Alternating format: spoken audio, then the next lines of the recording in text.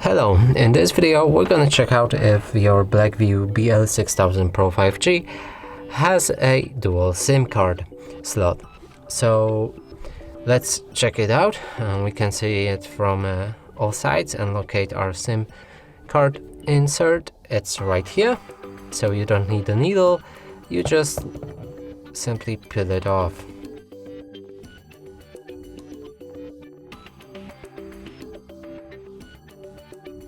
Like this. And now let's place our phone like this and we can check the SIM card. So here's the one slot and then the other. So that means this phone supports double SIM card slots. And that's it for this video. Hope you like it. Please consider subscribing to our channel. Leave a like and a comment below.